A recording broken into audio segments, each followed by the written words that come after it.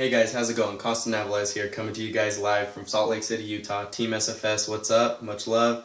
And I'm really just coming to you guys right now on this video specifically, and not only you guys, but everybody else out there. I kind of wanted to just, make this point. It's something that I've learned very recently, and basically this whole model right here, it's called the Iceberg model.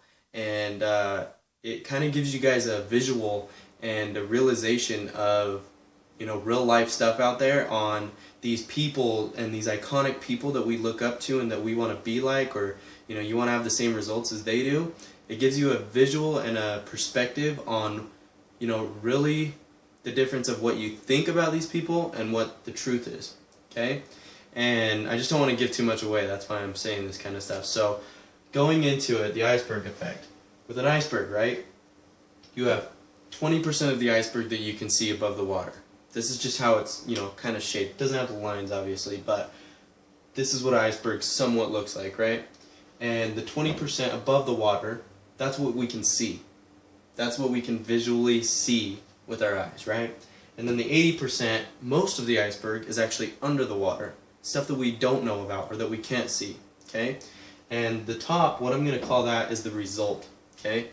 The results that we see of these famous iconic people, whether it's Michael Jordan or Jerry Rice, any of these people, these professional sports athletes, or even if it's somebody in business that's just super successful, they're driving that BMW or that car that you want, they have the money, they have all the flashy stuff that you might want, but what we don't see is the 80%.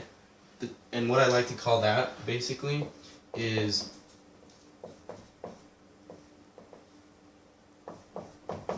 the struggle.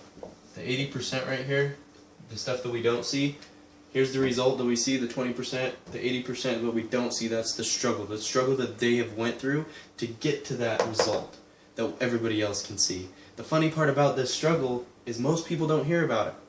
With the famous athletes and everything, yeah, you usually do because they have a biography written about them, and you read it and you just figure this stuff out about these people, or you watch a YouTube video that kind of tells you the history about somebody, and there's ways to figure this stuff out, so you kind of hear about their struggles, right? But what about that business person that you just saw drive up next to you in this nice car, and then you see him pull into this business that you've been wanting to work at, right?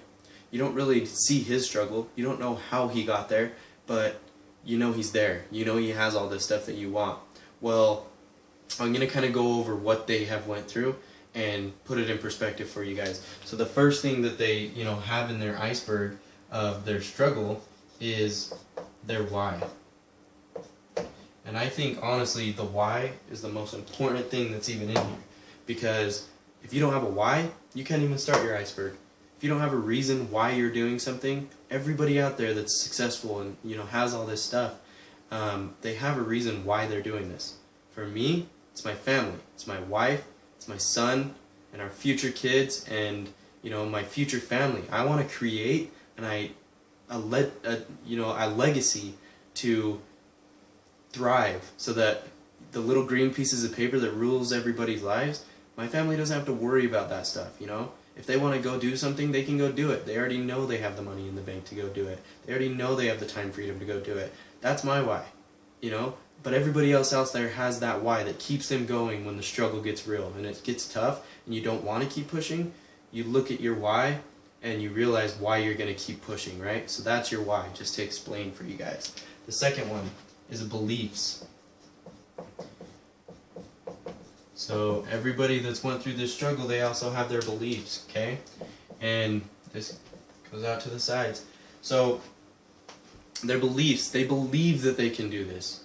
They, even when, the struggle gets real again, they believe that one day they're going to be that professional basketball player, or they're going to make that money that they want to make. They're going to reach that goal that they have for themselves. They believe truly that they're actually going to get there. And there's not a doubt in their mind that it can happen. And that's the beliefs, their belief system. How strong are their beliefs? They've got to be pretty strong if they reach that peak, right? That 20% that everybody else can see. So their beliefs come into it. Now after the beliefs, obviously you got to have knowledge of the profession that you're going into, and to kind of coincide with that, you have skills as well. So knowledge and skills, guys, they've done their research, they've done their practicing, they've harnessed that skill of those layups, or they've harnessed that skill of talking to people or public speaking. You know, they've went through the struggle of trying and trying again and again and again and again and again, and failing again and again and again and again and again. I feel that sound like a broken record, right? But that's exactly how these people's lives, most of them, have been. They failed and failed and failed and failed until these skills and this knowledge that they've done over and over and over again become habits. And, you know, a habit you just do like the back of your hand. You don't even have to think about it anymore, right? It's like we have a habit in the morning when we brush our teeth. We don't think about it, but we probably brush our teeth in the same order every single day. We brush the top left, then we move to the top right, then we do the top, bottom left, bottom right, so on and so on. When you're in the shower, you wash. Some people have like their whole little thing that they go through every day, not even thinking about it in the shower. They wash their hair first, then they move to their arms, then they move to their body, and then their legs. You just have these habits that you've built up. Well, it's the same thing for these successful people that we see. They've done these, they've harnessed their skills and their knowledge about this certain thing, and they've done it so many times, it's been so repetitive because they've failed so many times to perfect it, that it's became a habit. And habits, they need to be a perfect habit if you really want to see success. So you just have to do it that many more times, right? But anyways, they become habits. And within our, organization and our industry of network marketing, right? We're not even classified there anymore. We're actually the first social distribution network in the world, but that's kind of besides the point. Then you actually have, above habits, you have an organization. A business, basically. So we create this organization after we've went through the skills and the knowledge, and we have these beliefs that we can do it, and our why keeps pushing us, and we get this organization under us, or we finally get to the point where we have our business, right? And we just keep growing this organization and growing this business bigger and bigger and bigger, and as big as we can possibly get it, right? Until we reach that goal. And even when we reach that goal, half the time we're setting more goals. We're always setting goals, guys. And this organization, what does that create, right? When you have a big organization, it creates volume.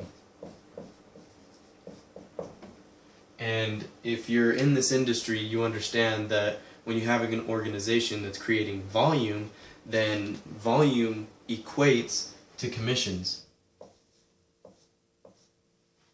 And the commissions is the peak of the iceberg, guys. That's the tip of the iceberg that everybody else sees, is that 20% that's above the water, that nice watch, that nice outfit, that nice car, that nice aura. This guy's always happy because he has all this money, right? They see that. But what they don't see is this 80% that person went through to get there.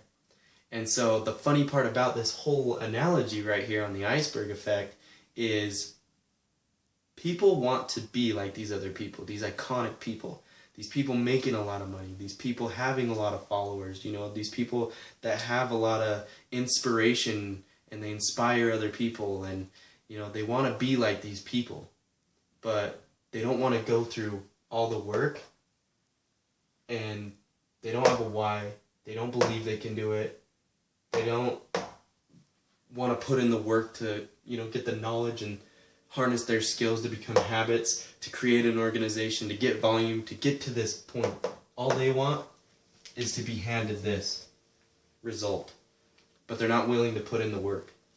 So guys, when you look at somebody and you see that they're successful, or you see that they're iconic, you see that they're really, really good at something, they're a professional athlete, they didn't get there because they were handed it. I mean, don't get me wrong, there's some people that just grow up in a rich family that end up getting handed, a rich place in a family, right? They get this stuff handed to them. But for most people out there, they didn't just get it handed to them. They worked for it, and they went through all this stuff. They went through that 80% of struggle to get that 20% result. And really, this is worth it. This is worth the result. It's just some people aren't willing to put in the work. But that's what separates, you know, the 1% of people from the other 99%. You know, you're either going to be average with the 99%, or you're going to rise to the top with the 1%. It's up to you. But, you know, you just got to go through some stuff in order to get that result. So next time you see somebody, you know, with this result, think to yourself, you know, what did they have to go through to get there? I wonder how hard they had to work and what they had to go through in order to get to this point in their life. Just think about that, guys. You know, really start to change your perception on, you know, some of the stuff in life, and it'll all start opening up and making sense to you.